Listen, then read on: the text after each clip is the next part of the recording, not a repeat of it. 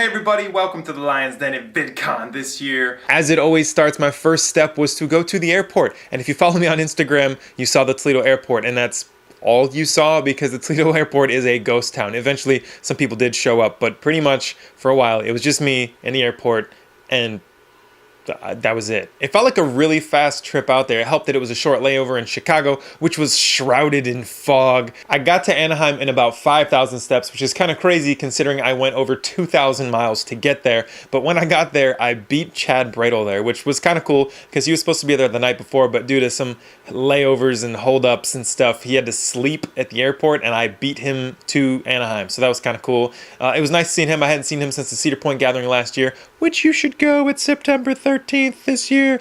Whoop, yep, go. Links below in the doobly-doo. Special pro tip for VidCon, we split a cab. If you have 3 or more people, it is always better to take a cab instead of the super bus and save some time and money. Bonus. I'm not gonna lie, I was geeking out a little bit this year. I got a press pass right here, courtesy of ReelSEO.com. I've been writing articles and videos for them thanks to an introduction I got last year at VidCon, so it's been an awesome experience working with them. So having a press pass was a really cool experience. It was pretty much the industry track, except I got like a little room where I could eat breakfast and drink coffee in it that normal people couldn't get into, and even YouTubers supposedly couldn't get into. I'll get more into that later. So I got my press pass and I decided to take a little bit of a nap, fix that jet lag, and whew, I guess my nap turned into like 6 hours of sleeping, and before I knew it, it was super middle of the night, and I'd missed everything from the first night, which was really not a big deal. It was just like a little awesomeness TV festival thing, which, whatever. When I woke up, I did run over to the Hilton lobby, and I was trying to see maybe there's some cool people over there because they had yet to shut down the Hilton lobby from all the crazy fangirls, so it was still open.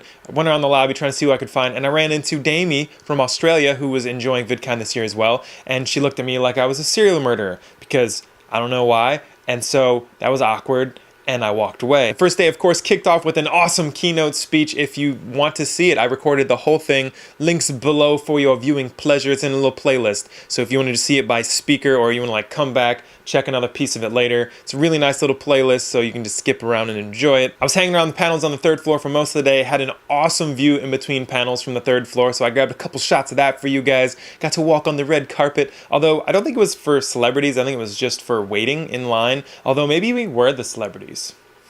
I followed my own advice and went to the Why is Hollywood Buying In panel with Jim Louderback. Just a smart panel. It was funny to watch the back and forth between all the people who were like the CEOs, because this was like a who's who of the industry. After that panel, I ran out, grabbed some food, and got to see the crazy fangirls just chasing people down. Absolutely crazy. This isn't even the half of it.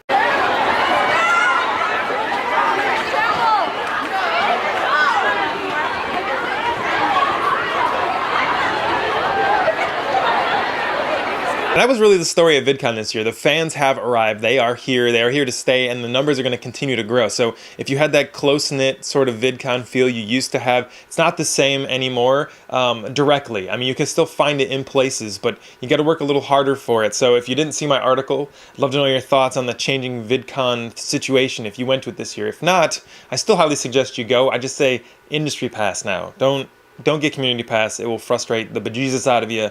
Industry pass or bust. I spent a lot of time that day at the What's Trending booth. Shira Lazar was nice enough to invite me down and share some breaking news about them and Samsung, which I wrote an article about. If you didn't notice the trend, you should probably read my articles on ReelSEO for the latest and coolest stuff that I know about.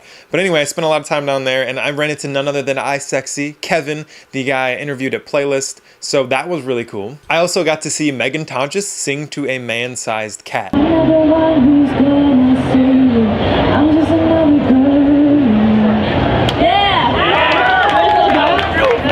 VidCon. VidCon. Like I said I would, I went to the broader responsibility panel where they talked about building a community with your videos and not just seeking views or laughs or whatnot, but building a meaningful community around your content. And that was sort of the message of VidCon this year. Build a community with your content. I wrote an article about it. Check it out if you haven't already. It's all good stuff. Probably the coolest thing I did that day was meet up with the CEO of Orabrush, Jeff Davis. It was the first time I think that I've interviewed a CEO of anything. So that was a really interesting sit down with him.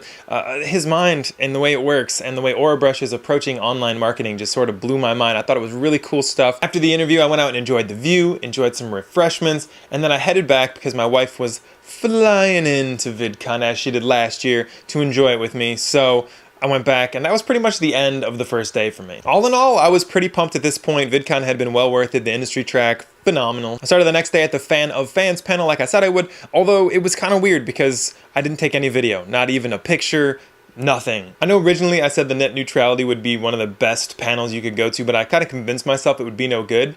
And that was a good thing because I ran into Michael Green and had the chance to have breakfast with him in the press room. The cool thing was when Michael's sitting there and he's like, hold on a sec, I gotta take a phone call. And he's like, yeah, dude, just come into 211B.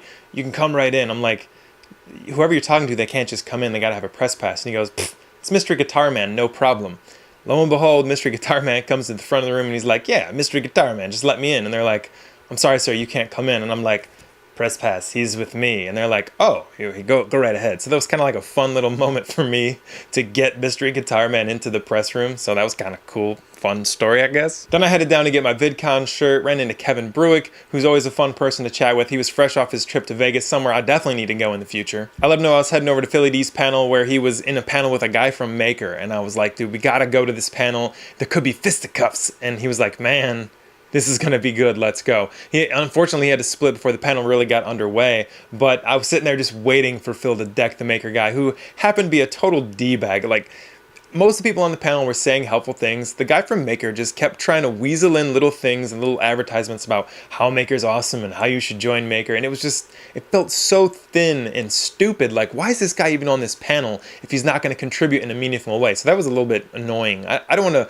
bash Maker, but that guy just drove me crazy. I realized after that panel that I was actually starving. I did not properly manage my time. So I ran off, grabbed lunch, skipped the next panel, and ended up finishing the day at the Revolutionizing Music panel like I said I would, because that panel was awesome. So this was Friday night, and in total I ended up doing something like 20,000 steps that day because we were able to get into the Collective Digital Studios party, and that went till wee hours of the night. So 20,000 steps that day, partly due to the fact that after we left the party, we made a wrong turn down the street and I had to walk some extra distance at like 3 o'clock in the morning. But I have no video proof. Wait, I do have video proof. Secret link below. Look for the secret link, video proof that I was at that party with my wife and Chad Bradle. But the party, although it was a nice time, was the reason I did not end up at a 9 a.m. panel the next day. I was out till 3 in the morning, a little bit sluggish to get out of bed. I actually got out of bed before 9 o'clock, but I had an article to write for ReelSEO before I started my day, and it just didn't make sense to go to my 9 o'clock panel. So instead, I went to the big hall in the arena to see some of the performers that I'd never done before. Plus, Michael Green was supposed to be there with Mr. Guitar Man, and I wanted to make sure he was still alive because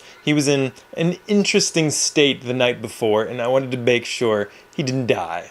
I say that like as a joke, but I'm kind of serious. So I found out Michael Green was alive. That was a good thing. By the time Saturday rolled around, I kind of had my fill of VidCon, which is weird. Normally I'm dying for more, need to have more VidCon, more VidCon. I don't even know how to explain this, but the panels turned into more like a meet and greet than an actual panel because the people who were in the audience didn't care what the person had to say. They were just fawning over them. Oh my God, look at that guy in this panel.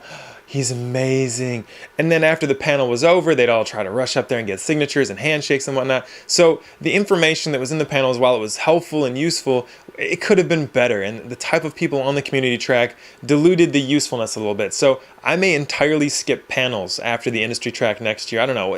I have yet to see what'll happen. But I thought the community track was not good. So I would avoid the community track if I were you. One panel I did really like was Online versus TV, mostly because it was moderated by Chris Hardwick, and it had Harley from Epic Mealtime and Lee Newton and Ross Everett and the guy from Frederator, I forget what his name is, but they were having a hilarious little back and forth, got a ton of great pictures of Harley just laughing, and with that beard, it was just, yeah, funny, good stuff. So that panel was entertaining just because of who was there. Who cares what they were talking about? And I know that's a little hypocritical after criticizing the community pass, but that's kind of what the community pass was. If you couldn't enjoy the people who were up there, it didn't matter what they had to say. You're not 12!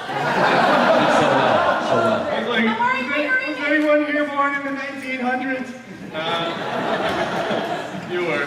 I know, me too. Get off my lawn! I finished out VidCon at the How to Be a Prankster Without Being a Douche panel, and I came to a conclusion, no offense to those on the panel, that all pranksters are douches. That's the definition of douchey. When you're stealing someone's property right out of their hands, first of all, you know, legally you're not allowed to touch anybody. You're not allowed to like take their property because then you're breaking the law and you're just going to get arrested. VidCon ended like it does every year for me with a game of Ninja. I was out really quick. I was in a group with Steph, who was the ref, but I ended up getting out super quick. I did get somebody out first though, and that's all that matters. So good enough for me.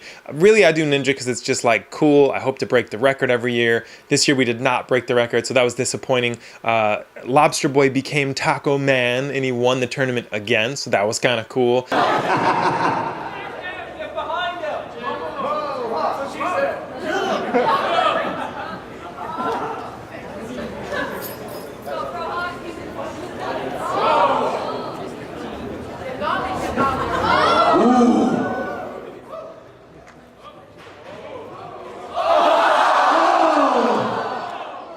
I decided VidCon's a little depressing actually, because when the Ninja game happens, it's Saturday night and you're like, VidCon's almost over. So my brain is starting to associate Ninja with VidCon being over, and I don't know if I want to go to Ninja anymore. I don't want VidCon to be over, ever. Since we had an early flight the next day, my wife and I decided to relax, go to the Hilton lobby, even though we weren't allowed in technically. The guy running the gate was like, adults? Yeah, go ahead. I know you're not crazy fangirls. You guys go ahead. We ran into some few people we always look forward to seeing. Nate's vlogs, of course, he lives in the area. Always cool to see him. We ran into Chad from Clip Critics, who I met him at the first VidCon I went to, and now we stay in touch somewhat. Really cool guy. We ran into Philly D, got to ask him about how the kids are doing and give him a little shout out from Michael Warbucks, so that was kind of nice. And then we headed back to the room. We're like, yeah, I've had my fill of VidCon, let's get some good rest for the flight home. So the last step was to get breakfast, get the flight home, and I have to say, I loved VidCon this year. It was a really good time. Even though it had some shortcomings this year, it's still something I want to do and plan to do every year. VidCon is definitely always worth it.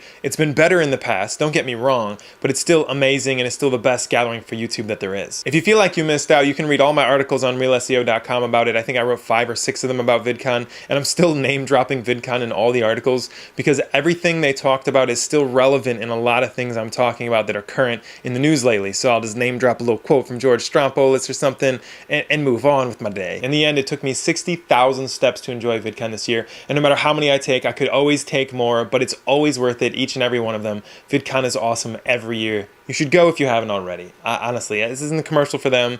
I already wrote an article bashing them a little bit with their management and the community passes, but you still can't beat VidCon. It is still the best gathering out there. That's all I've got for VidCon this year. If you enjoyed this video, if you think somebody else might, share it to them, please do. Also, you can go to ReelSEO.com, as I said, check out any of my articles. I'd love your support. Share those around as well. In the meantime, take care, and may you always have peace and love.